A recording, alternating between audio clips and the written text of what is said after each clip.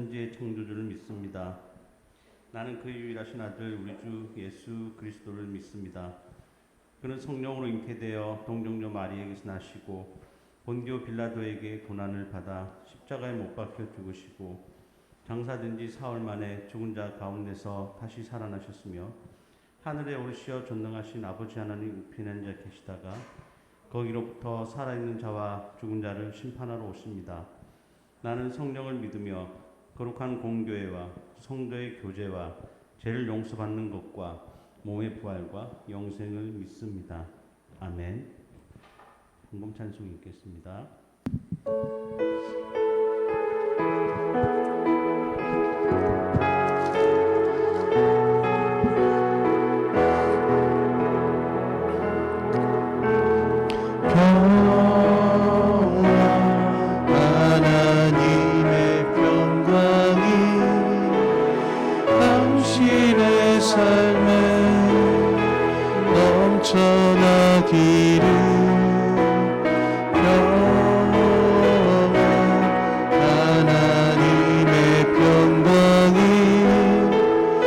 당신의 삶에 가득하기를 축복합니다. 기쁨 하나님의 기쁨이 당신의 삶에 넘쳐나기를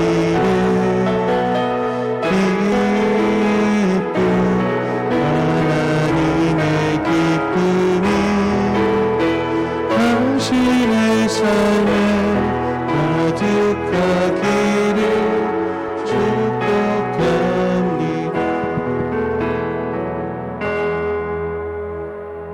기도하겠습니다.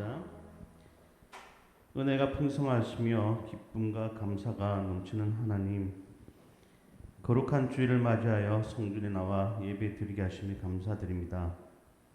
우리에게 베풀어 주신 은혜와 사랑을 감사하고 찬양하기 위해 이 자리에 나온 우리 아이들을 축복하시고 그들의 자금 속삭임까지 주님 함께하여 주시옵소서. 지난 한 주 우리 삶에서 숨쉬는 순간순간마다 주님의 은혜로 살아가고 있지만 저희 마음이 교만하여 주님의 은혜와 감사함을 잊고 지낸 잘못함을 용서하여 주시옵소서. 항상 기도하고 쉬지 말고 기도하고 범사에 감사라고 하셨던 주님의 말씀이 우리의 삶이 되기를 바라옵니다. 주님 함께하여 주시옵소서. 코로나가 다시 심각해지고 이 순간에도 주님께서 지켜주심을 믿고 기쁘게 예배 드립니다. 이 시간 특별히 지난 3년간 우리 중고등부를 이끄신 한조희 전도사님을 기억하시어 성령의 능력이 충만하게 임하사 주님의 크신 일꾼으로 세워주시옵소서. 오늘 선포되는 말씀에도 성령님의 크신 능력으로 말미암아 우리의 삶이 변화되길 원합니다. 예배의 시종을 주님께 의탁하오며 이 모든 말씀 우리 주 예수 그리스도 이름으로 기도드렸습니다. 아멘.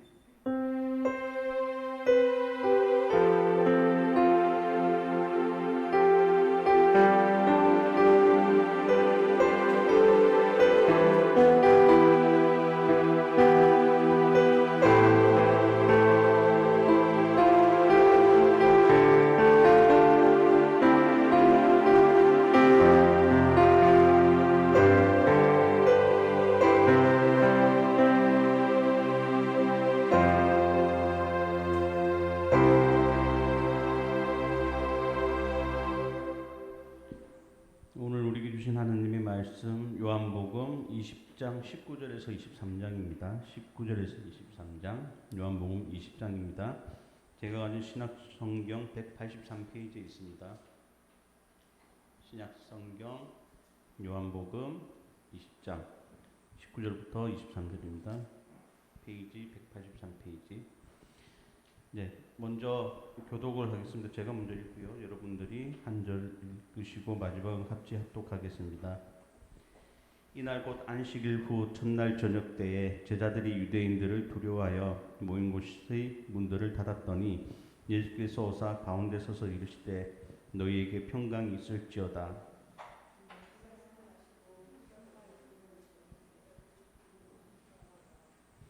예수께서 또 이르시되 너희에게 평강이 있을지어다. 아버지께서 나를 보내신 것 같이 너희도 나도 너희를 보내노라.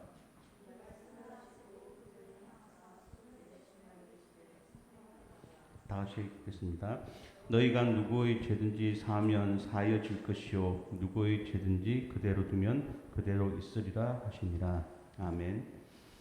한주진 목사님이 말씀 읽겠습니다.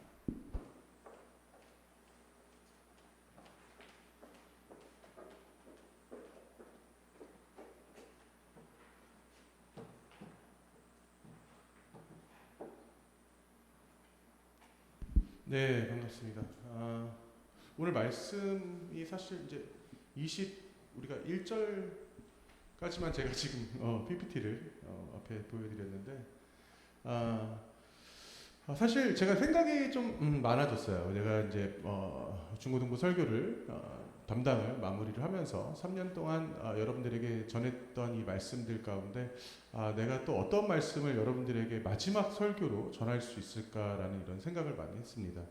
근데 그 어떠한 우리가 사실 그 같이 함께했던 그런 시간들 가운데 참 뭐 여러 가지의 일들이 있었지만 어떻게 보면 이 대한민국 역사상 가장 그런 최악의 그런 그 시련 속에서도 우리들이 그래도 그 시간을 함께했구나라는 그것만으로도 저는 충분히 여러분들과 축복을 또 주님의 은혜를 나눴다고 생각합니다. 왜냐하면 우리들 중에 그렇다고 코로나로 인해서 어떠한 죽임을 당하거나 어떠한 어려움을 겪었던 사람은 없기 때문에 그래도 여러분들과 그 시간 가운데 함께 했었다라는 것 자체가 그래도 큰 은혜라고 생각을 합니다. 제가 오늘 이 본문을 정하면서 저 본문 안에 이제 반복적으로 등장하는 그런 말씀 단어가 있어요. 근데 그 말씀을 먼저 전하기 전에 여러분 이 사진 한번 보실래요? 이 사진 보면 우리 영찬이가 지난주에 세례를 받았던 장면이에요.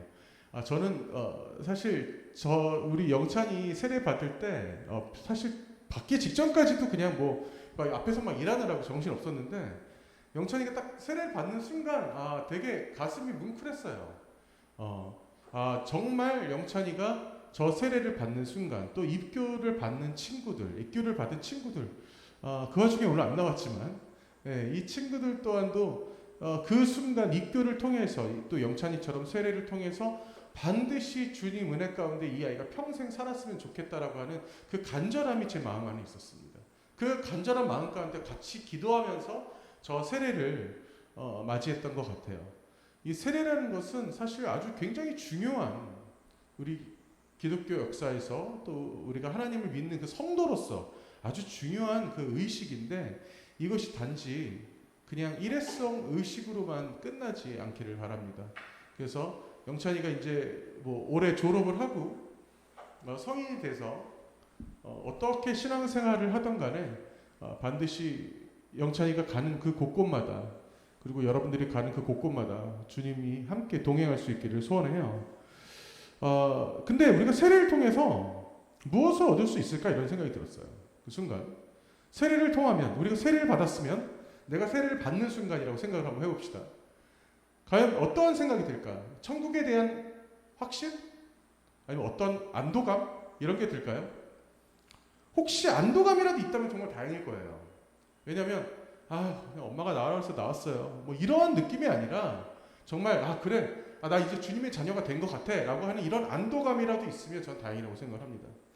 사실 엄밀히 얘기하면 세례와 천국은 완전히 별개예요. 전혀 상관관계가 없습니다. 여러분들이 성도로서 살아가는데 중요한 과정인 건 사실이지만 세례와 천국은 사실 아무런 상관관계가 없어요. 그렇기 때문에 사실 우리는 그 가운데에서 내가 세례를 받긴 받았지만 내가 이 세례를 받은 성도로서 내가 주님 안에서 살아가야겠구나라는 어떠한 이런 생각만으로도 사실 그냥 훌륭한 자세라고 생각을 합니다. 유럽이라고 하는 엄청난 거대 대륙이 있어요. 이 대륙에 엄청난 축복을 받았지만 실상 그 축복 가운데 그 선진국이 완전히 밀집되어 있는 그 유럽 대륙이 제가 2주 전에 설교한 대로 그 땅은 이미 하나님 말씀과 그 안에 윤리가 완전히 다 무너져 있어요.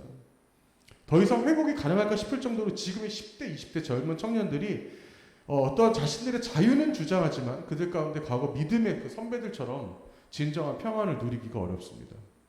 제가 여러분들에게 사실 계속적으로 말씀을 전했던 것들 중에 그 수많은 것들이 결과적으로는 제발 얘들아 제발 하나님 좀 믿자가 아니라 여러분들이 진정한 영혼의 평안과 행복을 누리게 하기 위함인 거예요.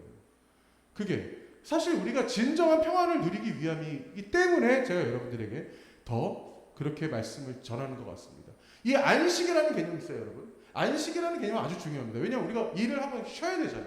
그죠? 여러분들이 학교에서도 50분 수업하고 아니면 45분 수업하고 쉬잖아. 10분이라도.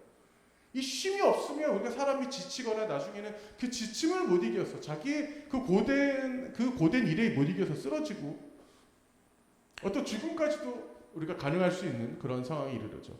하다못해 하나님도 이 세상을 창조하시고 하루 동안 쉬었잖아. 그죠? 6일 동안 창조하시고 하루 동안 7일째 쉬었잖아요. 그 안식이라고 하면 굉장히 중요한 겁니다. 네. 그 히브리어로 사바트, 영어로는 뭐 세바스 뭐 이런 발음도 있긴 있는데 어쨌든 그 히브리에서 나온 발음이에요. 사바트. 이 안식.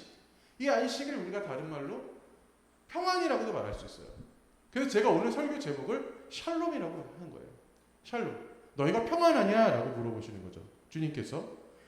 근데 우리가 이 하나님 은혜 안에서 우리가 어떠한 그 안식이 근데 보세요. 하나님이 근데 안식이 왜 필요할까? 이게 조금 여러분이 어떻게 보면 신앙적인 질문이 아니라 약간의 신학적인 질문이 될 수도 있는데 그런데 하나님이라는 신적 존재가 말씀으로 온 세상을 만들어 놓으시고 하나님이 근데 안식이 왜 필요하실까? 하나님의 안식이 왜 필요하시겠어요, 여러분? 이게 사실 하나님이 이 땅을 만든 핵심 중에 하나예요. 안식이 정말 중요한 거예요. 그래서 안식이 정말 중요한 거예요. 왜냐하면 하나님이 안식을 만드신 이유는 뭔지 아세요? 항상 모든 창조 만물을 보세요. 첫째 날 만드시고 뭐라고 하셨어요? 좋았더라.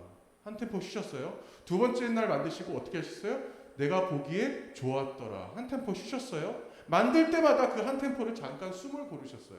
이거는 숨을 고르시지 않아도 되는 신적 존재인데 그 모습을 보인 이유가 있습니다. 그건 바로 뭐냐? 바로 우리가 안식하기 위함이에요. 우리가 주님 안에서 너희가 평안히 살아가기를 원하는 인간을 먼저 위에 있던 하나님의 마음인 겁니다. 안식이라는 것은 절대 하나님이 쉬고 싶어서 쉰 게 아니에요. 하나님이 왜 쉬어? 안 쉬어도 돼요. 그런데 하나님이 그 안식을 주신 이유는 우리가 그 안에서 평안을 누리게 하기 위함이었던 거예요. 오로지 인간을 위한 그 마음이 하나님 그 마음 안에 있었기 때문인 거예요. 제가 여러분 지금까지 여러분들에게 그 많은 설교들을 사실 전했지만 그 어떤 것도 사실 그 주제는 딱 한 가지예요. 사실. 예. 자, 제가 이 말씀 지금까지 제가 2019년도부터 여러분들이 말씀 전했던 것들을 조금씩 갖고 왔어요. 뭐 I dream, therefore I am. 나는 꿈을 꾼다. 그러므로 나는 주 안에서 존재한다. 뭐 이제 이런 제가 내용들을 했어요. 내 이름은 예쁜 여자입니다라는 이 책도 제가 한번 소개해 드렸고요. 얼굴 반쪽이 완전히 태어날 때부터 암으로 종양으로 덮여져서 엄청 흉측한 여인인데 하지만 주님을 만났죠. 예, 주님을 만나기 전에 부모에게도 버림을 당했어요.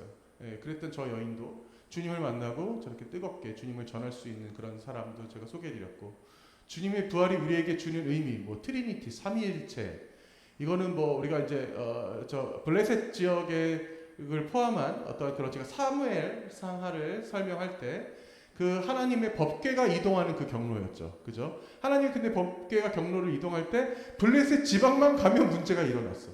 블레셋 지방만 가면 그들의 신상이 무너지고 그들의 신상 제가 언젠가 설명드렸죠. 인어공주 모양으로 생긴 뒤에는 그 물고기 모양의 다곤 신상이 블레셋 지방 중요한 건 지금도 있다라는 거예요. 저 다곤 신상을 지금도 섬긴다라는 거예요. 그 다곤 신상의 어떤 유래가 퍼져서 그게 이제 노르웨이나 이제 이런 쪽으로 가서 이제 인어공주나 이런 것들이 모태가 되기도 하고 여러분 스타벅스 알죠? 스타벅스 그 여성 그 스타벅스 여성의 그 이름이 아마 사이렌인가 그래요. 그 여성도 역시 인어공주의 모양을 가졌어요. 그것도 역시 이 다곤 신상과 다 비슷하게 다 이루어진 유래가 다 같이 걸쳐져 있는 겁니다. 예, 제가 이 그 법계의 이동도 설명했고요.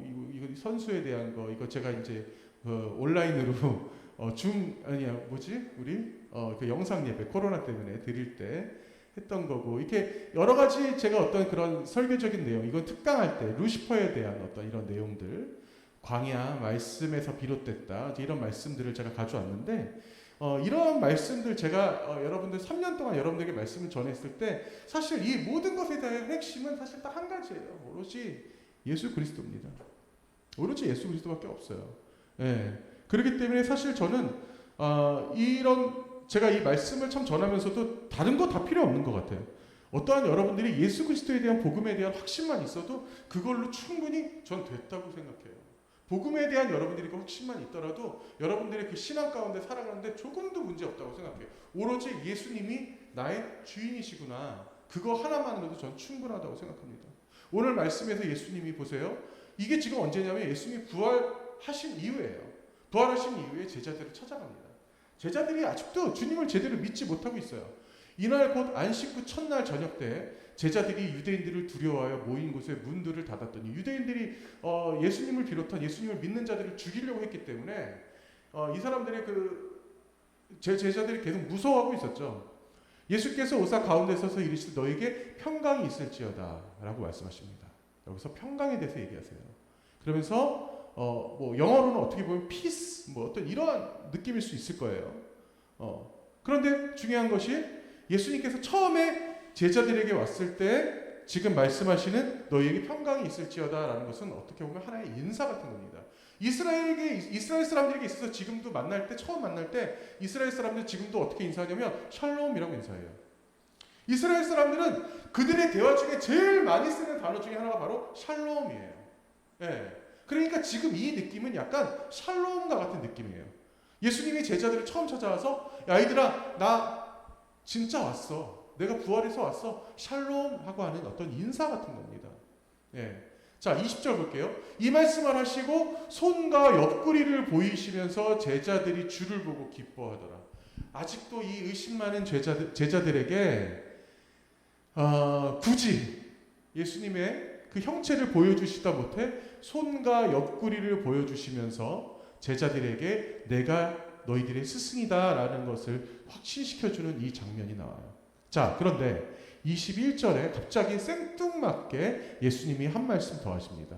예수께서 또 이르시되 너희에게 평강이 있을지어다. 여러분 지금 보세요. 우리가 이게 말씀을 하나하나 읽어보면은 이거 좀 이상한데 뭔가 카메라가 갑자기 뒤로 되감게 된 듯한 느낌이야. 그죠? 이게 우리가 잘 읽어보면 그런 느낌이에요. 진짜 19절 마지막 자 너희에게 평강이 있을지어다 말씀하시고 20절 그 다음에 예수님의 행동을 보여주시고 갑자기 21절 생뚱맞게 갑자기 또 이르시되 너희에게 평강이 있을지어다 또 샬롬 하신 거예요.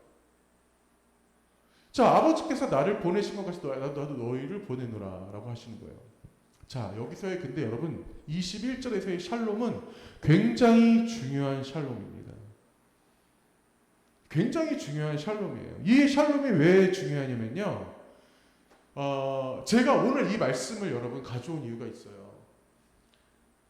사실 우리가 처음 만났을 때도 안녕이라고 인사하잖아요. 근데 헤어질 때도 어떻게 인사해? 안녕 이렇게 인사하잖아. 우리말도 그렇잖아. 그죠? 근데 영어는 안 그래. 영어는 hello, 뭐 hi 인사를 하다가 헤어질 때는 goodbye라고 인사를 하지만 우리말 같은 경우는 보세요. 만날 때도 안녕 이라고 인사를 하고 헤어질 때도 안녕 이렇게 인사를 하잖아요. 거의 그런 식의 의미예요. 예수님께서 제자들을 만나자마자 너무 중요한 말씀을 제일 먼저 해주고 싶었던 거야. 안녕. 나 이제 간다. 이제 우리는 마지막인 것 같아. 진짜 나를 다시는 볼 수가 없어. 라는 의미의 샬롬이었던 거예요. 그러면서 예수님이 그 다음에 얹은 말씀이 뭐예요? 아버지께서 나를 보내신 것 같이 나도 너희를 보내노라. 이 세상에 나가라. 주님 말씀 가운데 거하라. 복음을 하나님을 바르게 전하는 자가 되어라. 그 강력한 그 간절한 예수님의 그 의미심장한 그 말씀 가운데 바로 이 샬롬이 여기서 불과 두 절 사이에 2번이나 등장하는 거예요. 내가 너희들을 너무나 아끼고 내가 너희들을 너무 사랑하지만 이제 우리는 헤어질 때가 된 것 같아. 라는 어떠한 이 예수 그리스도의 이 샬롬. 진정한 이 샬롬을 그때 당시에 제자들이 과연 알았을까? 어쩌면 알지 못했을 수도 있어요. 아니, 알지 못해도 괜찮아요. 왜냐? 우리는 성경과 역사를 통해서 알고 있어요. 그들은 결국 알게 되었기 때문에. 다들 죄다 정말 12 사도들 중에 사도 요한만 빼고 나머지 정말 다들 비참하게 순교했습니다. 그렇지만 그때 당시에 순교는 절대 여러분 힘들고 고난스럽고 괴로운 게 아니었어요. 예, 그들에게 있어서 영광이었어요. 여러분 그때 당시 그 순교라는 게 얼마나 기가 막혔는 줄 알아요?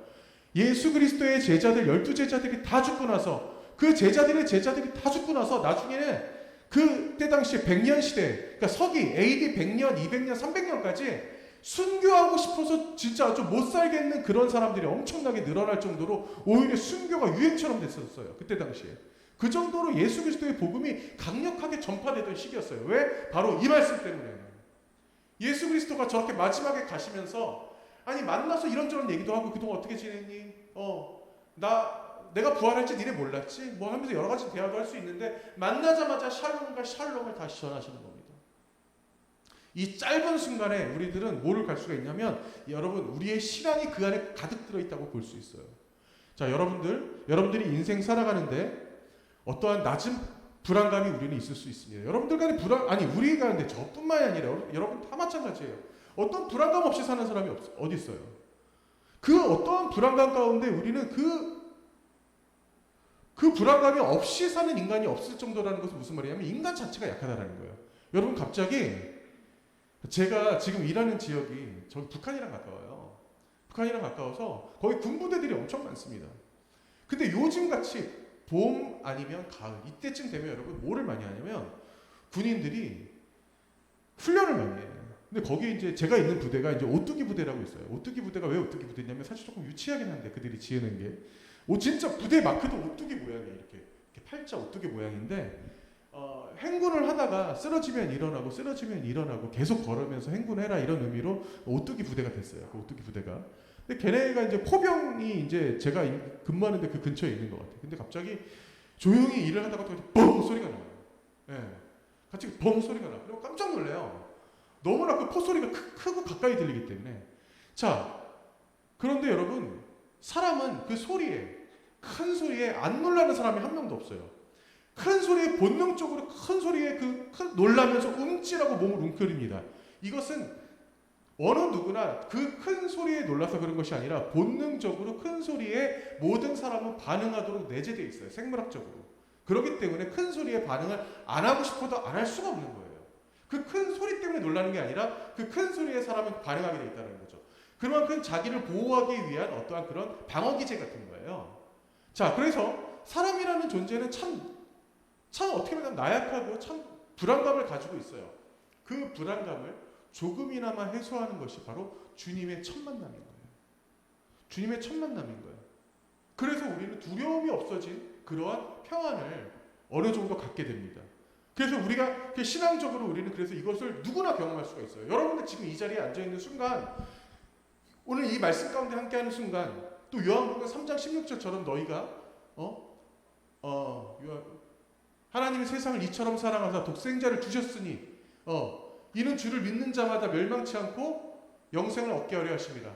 이거 예수 그리스도를 우리가 믿는 자마다 나는 영생을 얻을 수 있어. 예수님 나 믿으니까 천국 갈 수 있어. 라는 그 수준의 신앙으로 우리가 그 두려움이 없어진 평안 가운데 있어요. 그런데 문제는 뭐냐면 여러분 여기서 큰 착각을 하고 있다는 거야. 그래 나 믿으니까 나 예수님 믿어요. 예수님 믿어요 하면서 교회로는 가지 못하고 있어. 지금 교회 밖에 있는 수많은 사람들 중에 상당수의 사람들이 저 예수님 믿어요. 저 기독교예요. 라고 얘기하면서 교회를 못 들어오고 있어. 안 들어오고 있는 거지. 왜? 믿으면 된다고 생각하니까. 믿으면 천국 간다고 생각하니까. 제가 아까 유럽에 대해서 잠깐 얘기했죠. 심지어 유럽 사람들은 그렇게 저 믿어요. 저 믿습니다. 얘기하면서 몇 년, 수십 년을 교회를 안 가요. 그리고 아버지, 어머니 돌아가셨을 때 교회 가. 자기 애 낳았을 때 교회 가고. 네, 자기가 죽을 때 교회 가. 이런 게 이게 지금 현실이에요. 그런 사람들이 과연 천국 갈 수 있을까? 절대 못 가요. 말도 안 되는 소리인 거예요. 예. 우리는 그러한 높은 두려움에 있어서에 극복할 수 있는 성도들이 되어야 된다는 거예요. 여러분들 중에 대다수는 축복받은 사람들이지만 사실 여러분들과 의지에 관계없이 하나님을 믿는 친구들이 많아요. 제가 늘 설명하지만 여러분들 중에 유아 세례를 받은 친구들, 여러분들의 의지와 상관없이 유아 세례 받은 거예요. 부모의 의지로 받은 거죠. 예. 근데 거기서 끝났다면 여러분들은 절대 천국에 갈 수가 없는 거죠. 예. 우리가 이 단계를 넘어설 수 있어야 되는 겁니다. 그래서 제가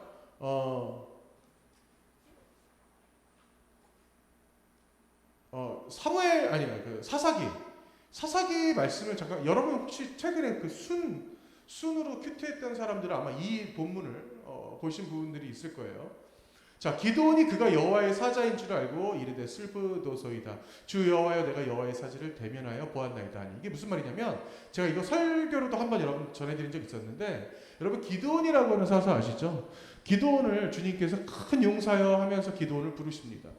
근데 그 기드온을 불렀을 때 기드온이 이제 처음에는 의심을 해요. 왜 저를 불렀습니까? 저같이 작은 자를. 저 아무것도 할 줄 몰라요. 그리고 이때 당시 기드온이 나이도 어렸던 것 같아요. 그러면서 하나님을 시험하기 시작해요. 하나님 정말 계시거든. 제 시험에 하나님께서 제발 통과 좀 해주세요 하면서 자 이런 모습이 지금 등장합니다. 자 그러면서 실제적으로 여호와의 사자 천사를 기드온이 만나게 되죠.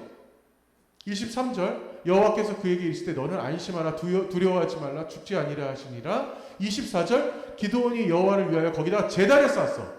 하나님을 만났기 때문에 그 감사하는 마음으로 제단을 쌓습니다.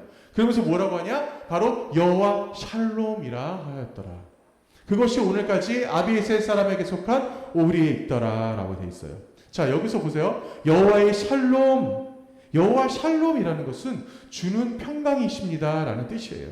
근데 이 여호와의 샬롬의 그 깊숙한 의미를 우리가 들어가 보면 여러분 여호와 앞에서 자신의 무력함과 불가능함을 인정하고 하나님이 홀로 이루어 놓으신 완료된 구원을 감사하고 찬송하는 것이 바로 여호와 샬롬이에요. 여기서 중요한 게 뭐냐면 그냥 주는 평화예요. 주는 평강이세요. 주님은 우리가 안식할 수 있는 존재예요 라고 끝나는 것이 아니라 여호와 앞에서 자신의 무기력함과 불가능함을 완전히 인정하고 내려놓는 거예요. 하나님만 할 수 있습니다. 하나님이 완성하셨습니다. 하나님이 제 인생을 이렇게 세우십니다라고 완벽하게 고백할 수 있는 것이 그게 바로 여호와 샬롬인 겁니다. 그게 바로 기드온의 고백이었던 거예요. 그래서 기드온이 이런 말을 했던 겁니다. 예, 저는 아무것도 못합니다. 제가 사사면 뭐예요? 예, 제가 이스라엘의 어떤 어벤져스 같은 어떤 이런 히어로가 되면 뭐예요? 저는 아무것도 할 줄 몰라요. 주님께서 모든 것을 이루어 주십시오라고 하면서 여호와 샬롬이라는 말씀으로 그 하나님께 고백을 하는 이런 장면인 거예요. 제가 이 말씀들을 여러분들과 참 함께 하면서 이 마지막 그 말씀 보세요. 이 말씀 보세요, 여러분. 이 사사기에서 근데 그 사사기에서 이 기드온이 여호와 샬롬을 말하기 전에 그 전 말씀을 한번 같이 보실게요. 이게 사실 기가 막혀요. 23절 말씀 보시면 여호와께서 그에게 이르시되 너는 안심하라 두려워하지 말라 죽지 아니하리라 하십니다.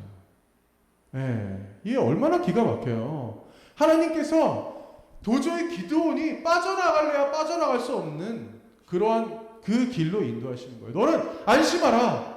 두려워하지 말라. 너는 죽지 않을 거야. 걱정하지 마. 내가 너를 끝까지 지켜줄 거야. 라고 했던 이 여호와 하나님의 그 말씀으로 인해서 우리가 더 하나님을 더 강력하게 더 간절하게 붙잡을 수 있는 어떤 하나님의 먼저 선제된 은혜가 있었던 거예요. 자, 제가 이 말씀은 넘어가도 될 것 같은데 제가 PC 볼륨 좀만 올려주시겠어요, 선생님? 제가 말씀을 여러분들에게 3년 동안 말씀을 전하면서 저는 이 말씀을 그런 생각을 해요. 여러분들이 제가 말씀 전했던 어떤 설교도 기억하지 못해도 상관없어요. 아니 심지어 여러분들이 저라고 하는 한조희 전도사라고 하는 저라고 하는 제 존재 자체를 잊어버려도 상관없습니다.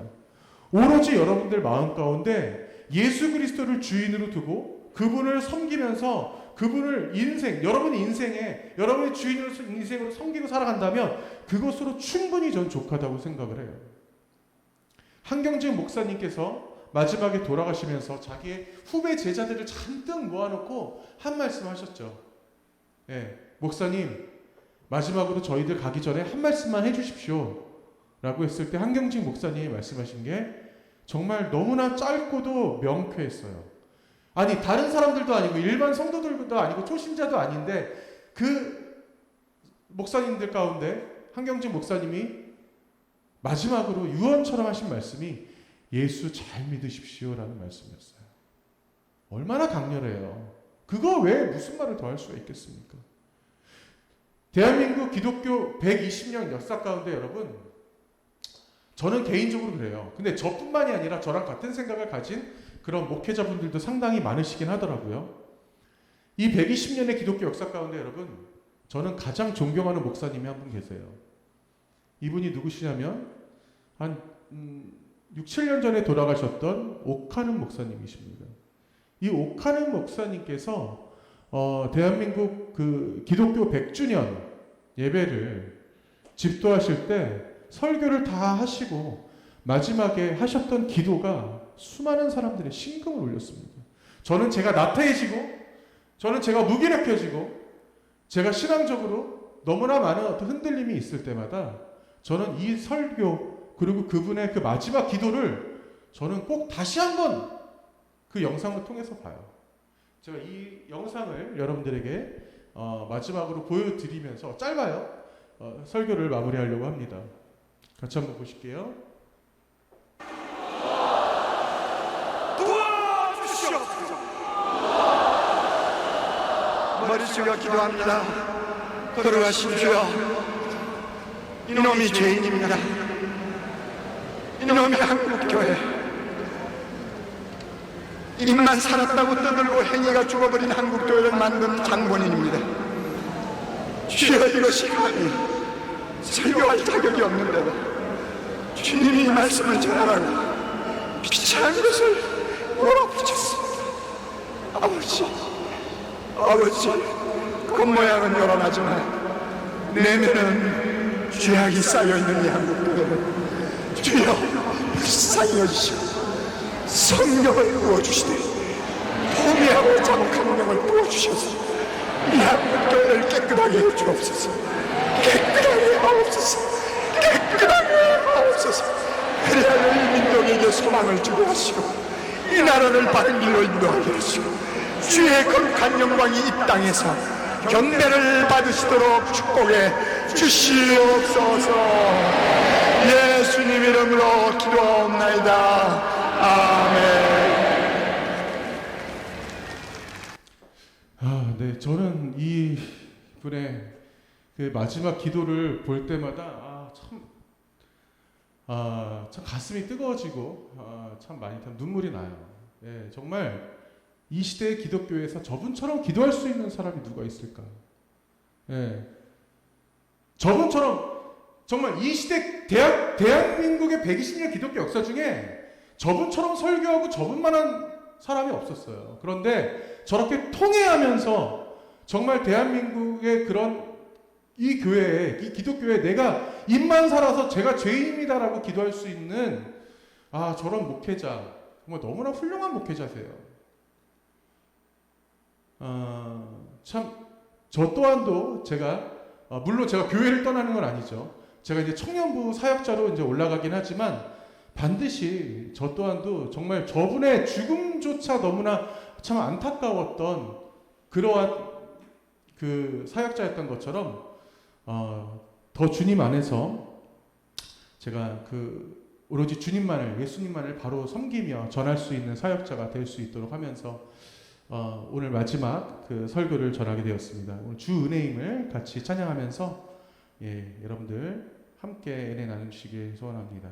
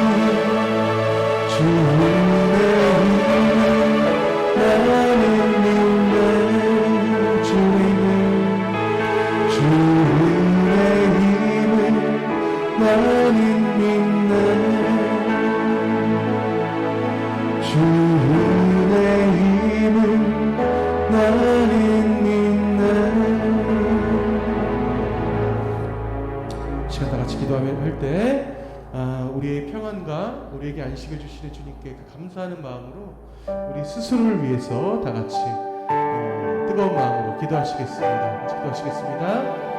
하나님 감사합니다. 주님께서 저희를 하나님 붙잡아 주시고 온전히 주 앞에 나올 수 있음을 또 저희에게 또 얼마나 은혜인지 모릅니다. 주님께서 우리 아이를 하나님 붙잡아 주시며 더욱더 주님으로 그 마음 가운데 주님께서 계십니다. 우리 아이는 평생을 살아가는데 오로지 주님의 은혜 가운데 살아가는 주님께서 우리 아이를 인도하여 주시옵소서. 우리의 가정과 우리의 살아가는 그 모든 과정 속에 오로지 주님만을 있으며 진실로 주님만을 바라며 주님의 말씀을 붙잡아서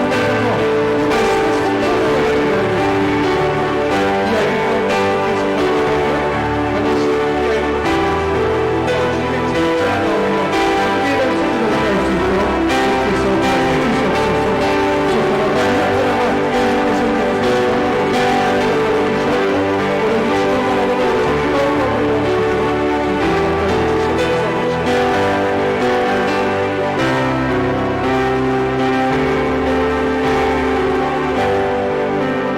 말씀을 선포하는 우리 아이를 하나님 감사합니다. 오늘도 우리가 이 말씀을 다시 한번 사모하며 주 앞에 나옵니다. 아버지 부족하지만 우리 아이들 하나하나 이 아이들 가운데 영혼 가운데 주님께서 깨워주시옵고 이 아이들이 어디서 무엇을 하든 간에 오로지 주님과 동행하며 주님과 손잡고 나아가며 주님 아니면 어떤 길도 갈 수 없음을 고백하며 나가는 우리 아이들 될 수 있도록 주님께서 그 길 지켜주시옵소서. 언제나 주님 가운데 그 평안을 누리며 은혜를 누리며 이 세상에서 진정한 평안은 오로지 주님 곁에 함께하는 것만이 없음을 오로지 주님만을 내 주인으로 섬기는 것밖에 없음을 고백하며 이 아이들이 그 성화의 가정으로 주님께서 이 성도들을 견인시켜 주시옵소서. 아버지께서 함께하여 주시사 더욱더 저희들이 그 주님의 길로서만 오로지 주님이 원하시는 그 길로서만 다가갈 수 있도록 주님께서 함께하여 주시옵소서. 늘 함께 하시는 주님께 감사드리며 이 모든 말씀 예수님의 이름으로 기도합니다. 아멘. 다 같이 한 목소리로 주기도문 하시겠습니다. 하늘에 계신 우리 아버지, 아버지의 이름을 거룩하게 하시며 아버지의 나라가 오게 하시며 아버지의 뜻이 하늘에서와 같이 땅에서도 이루어지게 하소서. 오늘 우리에게 일용할 양식을 주시고 우리가 우리에게 잘못한 사람을 용서하여 준 것 같이 우리 죄를 용서하여 주시고 우리를 시험에 빠지지 않게 하시고 악에서 구하소서.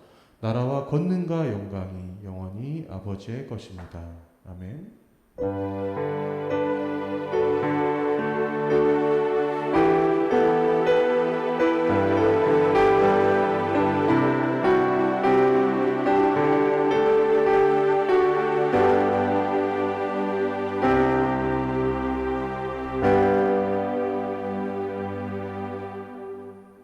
네.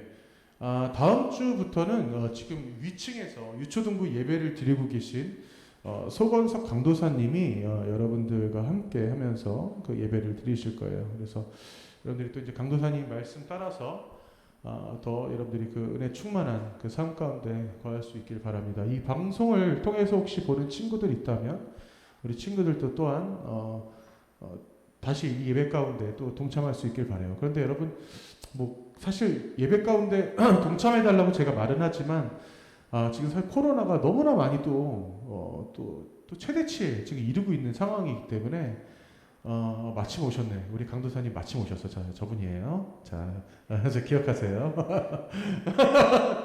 네. 그래서 여러분들 이 코로나 가운데 있어서 여러분 정말 마스크 잘 하시고 더 조심하면서 여러분들 건강 지키시면서 신앙 지키시면서 살아갈 수 있기를 소원합니다. 자, 그럼 뒤에 가서 간식 받으시고 돌아가시겠어요.